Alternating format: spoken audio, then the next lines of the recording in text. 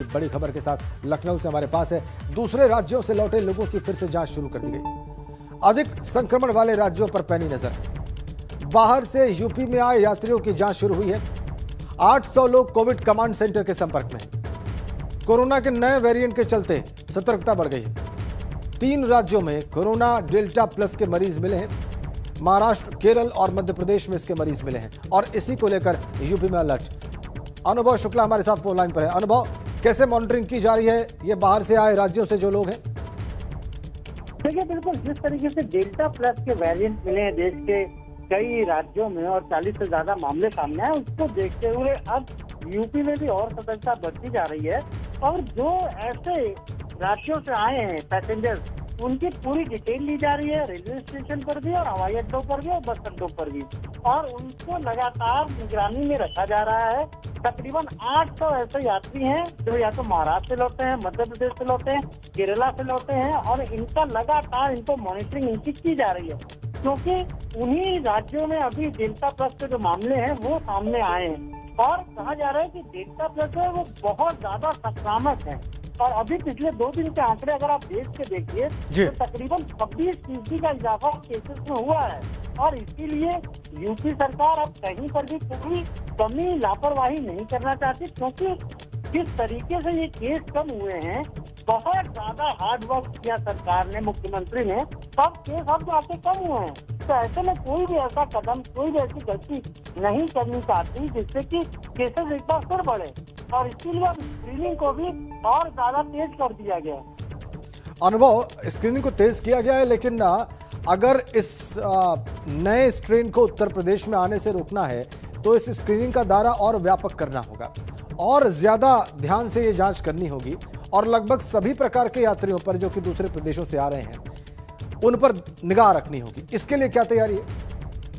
बिल्कुल बिल्कुल, लोगों पर तो निगरानी रखनी होगी, लेकिन कहीं न कहीं लोगों की भी ये जिम्मेदारी है कि वो जब घर से निकले तो कोविड प्रोटोकॉल को पूरी तरह से फॉलो करे। बिल्कुल। आज हम क्या देख रहे हैं, प्रदेश का कोई भी जिला हो, इतनी भीड़ है बाजारों में, सड़कों पर, कि लग ही नहीं रहा है कि कभी कोरोना था।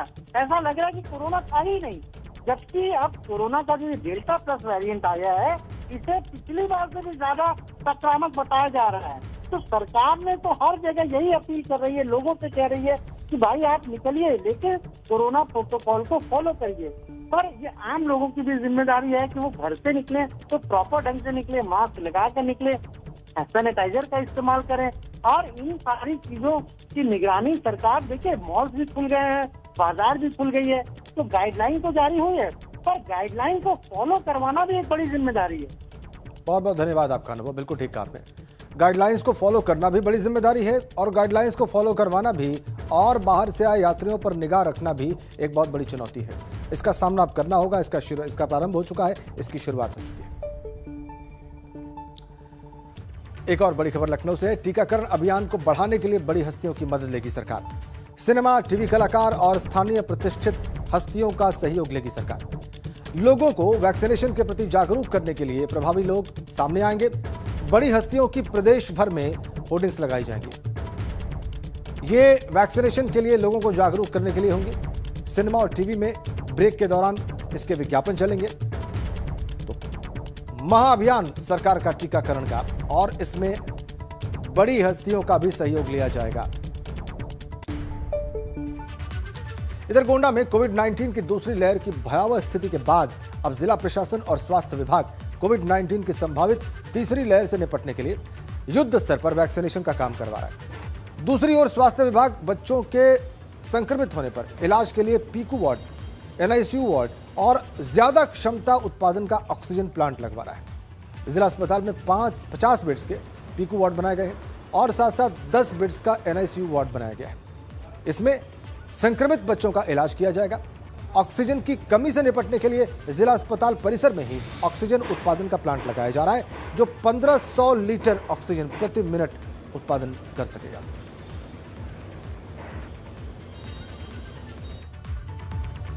इधर सहारनपुर के देहात कोतवाली इलाके में 2 पक्षों में जमकर पथराव हो गया। पथराव का वीडियो सामने आया है। इसमें लोग चुनावी रंजिश में एक दूसरे पर पत्थर फेंकते दिखाई दे रहे हैं। घटना में 3 लोग गंभीर रूप से जख्मी हुए। सूचना के बाद मौके पर पहुंची पुलिस ने 4 लोगों को हिरासत में लिया। कहा यह जा रहा है कि शेखपुरा कदीम गांव में कुरैशी बरादरी के लोगों के बीच चुनाव को लेकर विवाद चल रहा है।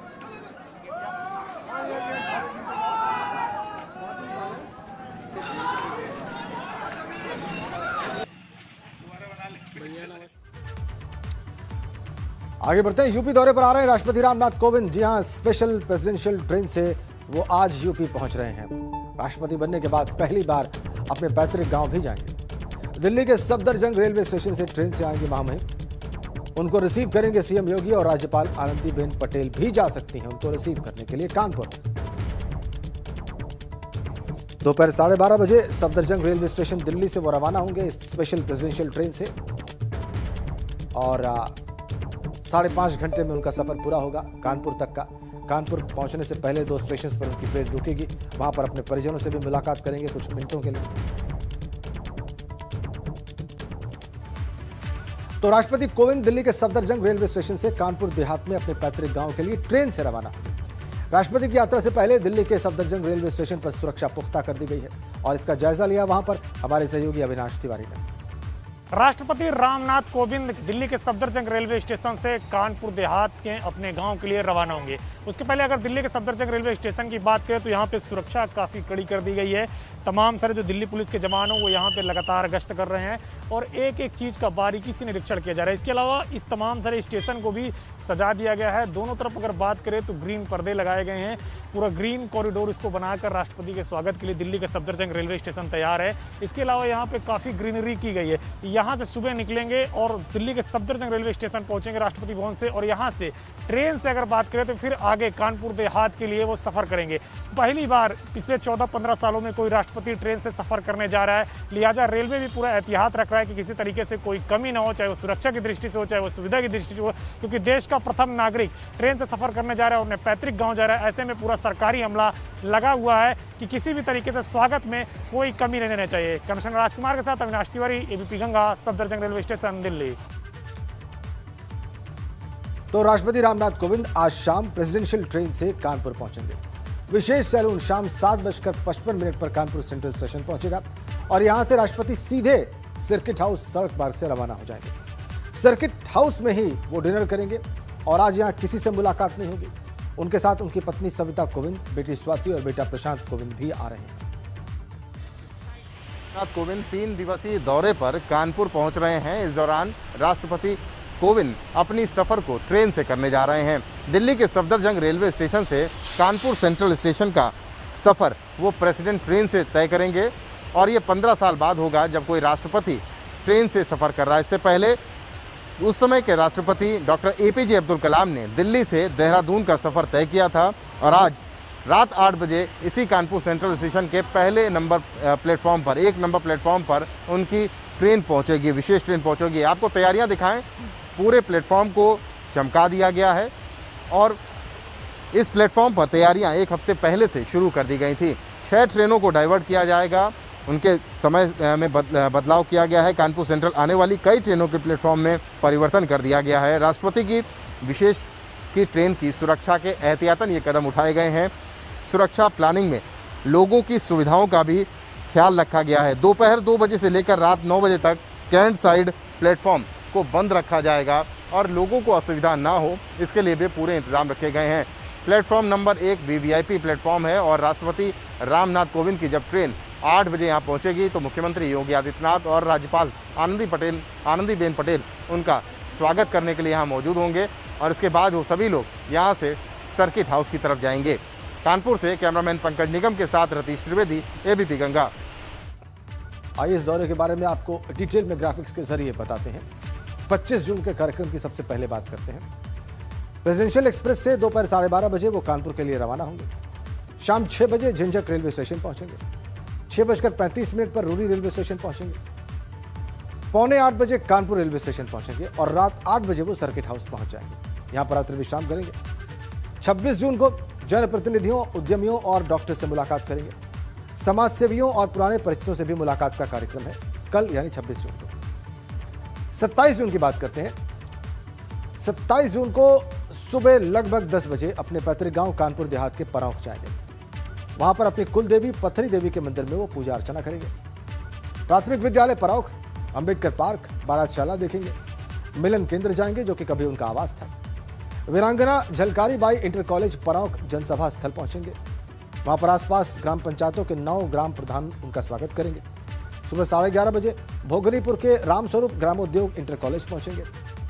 कॉलेज के मैदान में स्वागत समारोह के कार्यक्रम में हिस्सा लेंगे और कॉलेज में ही लंच के बाद अपने दोस्त सतीश मिश्रा के घर पुखराया जाएंगे। दोस्त से मिलने के बाद वो फिर वापस कानपुर लौट आएंगे और दोपहर करीब 3 बजे पुखराया से कानपुर रवाना होंगे।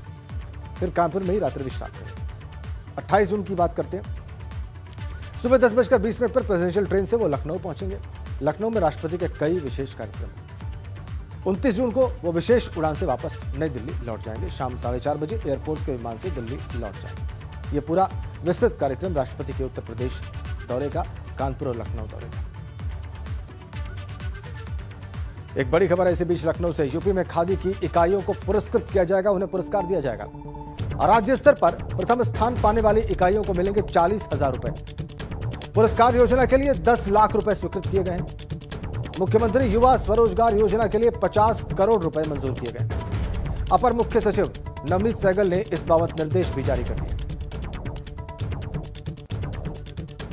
मुख्यमंत्री युवा स्वरोजगार योजना के लिए 50 करोड़ रुपए शासन ने मंजूर किए हैं और खादी को प्रोत्साहन करने के लिए पुरस्कृत किया जाएगा प्रतिष्ठानों को। अगली बड़ी खबर लखनऊ एयरपोर्ट से जुड़ी हुई है। एयरपोर्ट पर जाम लगाने पर अब 1000 रुपए तक का जुर्माना लग जाएगा। 4 व्हीलर के लिए 1000 रुपए, 2 व्हीलर के लिए 500 रुपए जुर्माना तय किया गया है। पिक एंड ड्रॉप के लिए जेब अब ढीली करनी होगी।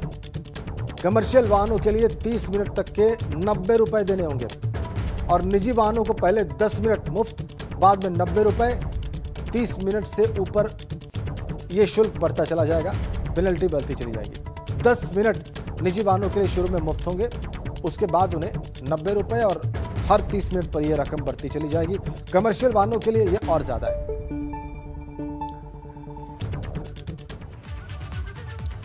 और अब एक बड़ी खबर उत्तराखंड के किसानों से जुड़ी हुई। मैदानी क्षेत्र के किसानों के लिए राज्य सरकार का बड़ा तोहफा सामने आ रहा है।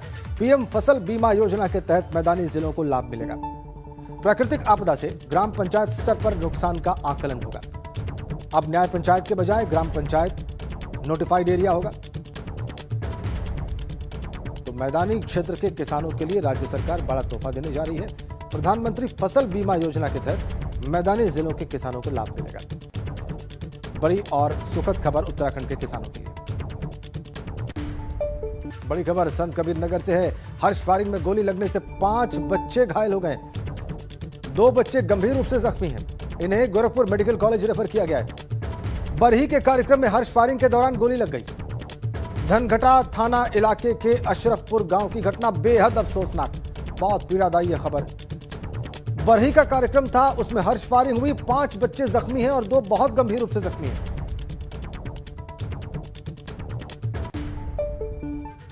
और अब खबर बागपत से। यहां पर पुलिस और बदमाशों में मुठभेड़ हुई। इस मुठभेड़ में एक शातिर बदमाश जख्मी हो गया। दरअसल पुलिस इस बदमाश को एक घटना में इस्तेमाल हुए तमंचे को बरामद करने के लिए एक स्थान पर ले गई। यहां इस बदमाश ने पुलिस पर ही फायरिंग कर दी और इसके बाद पुलिस की जवाबी फायरिंग में बदमाश को गोली लगी। 4-5 युवकों द्वारा फायरिंग की घटना कारित की गई थी, जिसमें एक व्यक्ति घायल हुआ था। कोतवाली पुलिस द्वारा घटना में शामिल युवकों को चिन्हित कर गिरफ्तारी का प्रयास किया गया, जिसमें विजेंद्र उर्फ विजन निवासी बाघू को गिरफ्तार किया गया। बड़ी खबर, यूपी में कोरोना केसेस की कुल संख्या आ गई है 3500 के नीचे। पिछले 24 घंटों में 2,69,272 टेस्ट में 226 नए मामले सामने आए। 20 जिलों में कोई भी नया मामला नहीं मिला और 50 जिलों में सिंगल डिजिट में मामले सामने आए हैं। 5 जिलों में 50 से कम केसेस सामने आए हैं। तो रात भरी खबर, लेकिन एक नई चुनौती का जन्म हो चुका है। आगे बढ़ते हैं। भाजपा सांसद कौशल किशोर शर्मा की बेटी आयुष के खिलाफ लखनऊ में अंकिता के पिता ने गंभीर आरोप लगाए। अंकिता के पिता के मुताबिक आयुष ने कोर्ट में पेशी के दौरान उनकी बेटी का अपहरण किया है। पीड़ित परिवार ने इस मामले में मुख्यमंत्री से इंसाफ की गुहार लगाई है। परिजनों के मुताबिक अंकिता ने अपनी बड़ी बहन को मैसेज करके अगवा किए जाने की जानकारी दी। हमारी लड़की को सांसद कौशल किशोर के परिवार ने अगवा कर लिया है, उसी के सिलसिले में हम आए हैं। कब अगवा किया, क्या हुआ था? 16 को पेशी थी, उसी में आए थे। उसके बाद 17 को बड़ी वाली लड़की का जो है, लड़के का बर्थडे था, समझाना था, वहाँ नहीं पहुँची। उसके बाद में फिर मैसेज आया जब बड़ी वाली लड़की मोबाइल पर, तो पता चला कि उसको अगवा कर लिया है। और अगली बड़ी खबर देहरादून से है। परिवहन निगम की बसें दूसरे राज्यों में चलाने पर बहुत जल्द फैसला हो सकता है। यूपी के मुख्यमंत्री योगी आदित्यनाथ से मुख्यमंत्री तीरथ सिंह रावत ने बात की है। फिलहाल उत्तर प्रदेश की सीमाओं तक ही उत्तराखंड परिवहन की बसें संचालित हो रही हैं और बहुत जल्द उत्तर प्रदेश में भी ये परिवहन निगम की बसें संचालित हो सकेंगी। कर्मचारियों के वेतन संबंधी और दूसरे मामलों के निस्तारण को भी मुख्यमंत्री ने जरूरी समझा, उस बाबत निर्देश दिए। बड़ी खबर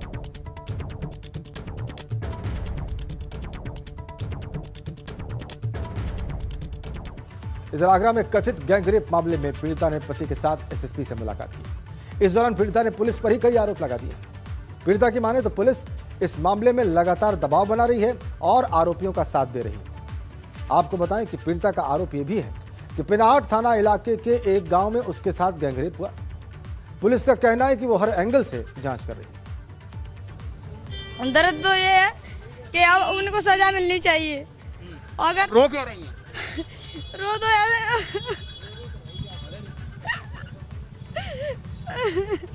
रो तो जे रही हूँ। मेरे मेडिकल हो गया था, मुझे ले गई थी पुलिस, तो मतलब धमकियाँ क्यों दे रहे? मारने के लिए गांव वाले सब एक हो गए। क्यों? कौन धमकी दे रहा है? सभी दे रहे हैं। मतलब कौन लोग हैं जिन आरोपी के नाम बताइए। आरोपी है वो ये एक विनोद है और अभिषेक त्यागी है, अमरकांत है और राम कुमार है। सर अब ये बताइए, इस मामले में 5 लोग नामजद हैं, नेम्ड FIR है, तो क्या कार्रवाई हो रही है? अभी तक कितने लोग गिरफ्तार हैं? किस तरह से आप उनको अरेस्ट कर रहे हैं? क्या जब तक शाम तक आज बल्कि कल इनका 164 161 होनी थी, बट ये लोग आया नहीं और हम तमाम कोशिश किए हैं गांव छोड़कर, बल्कि इधर उधर भटकने लगे। हम बहुत कोशिश किया है कि इनको पहले बुलाया है, हमें अपना सुरक्षा में रखे। यहाँ जो आशा ज्योति केंद्र है, महिला थाना है, और ये सब नहीं है तो जो इनका मर्जी वहाँ हम अपना उनके सुरक्षा देगी, इनको सुरक्षा देगी। मुरादाबाद के जेल रोड पर उस वक्त हड़कंप मच गया जब रेस्तरां के बाहर रखे गैस सिलेंडर में अचानक आग लग गई। घटना के बाद रेस्तरां में बैठे लोगों में भगदड़ मच गई। इस दौरान एक महिला का बच्चा रेस्तरां में ही फंस गया, जिसे फायर ब्रिगेड कर्मचारियों ने बचाया और गैस सिलेंडर की आग बुझाई।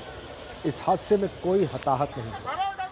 उधर मत जाइए आप, अरे रोकिए यार इनको, अभी ये खत्म हो जाएगा थोड़ी देर में। और बांदा पुलिस ने हत्या की एक वारदात का खुलासा किया है। दरअसल पुलिस को जसपुरा थाना इलाके में नदी के किनारे एक अधेड़ की लाश मिली। इसकी शिनाख्त शिव नारायण के रूप में हुई है। पुलिस के मुताबिक हत्या के पीछे शिव नारायण की पत्नी का हाथ था। उसने अवैध संबंधों की वजह से अपने पति के कत्ल की वारदात को अंजाम दिया। पुलिस ने आरोपी पत्नी और उसके प्रेमी को गिरफ्तार कर लिया। किसको मारा था?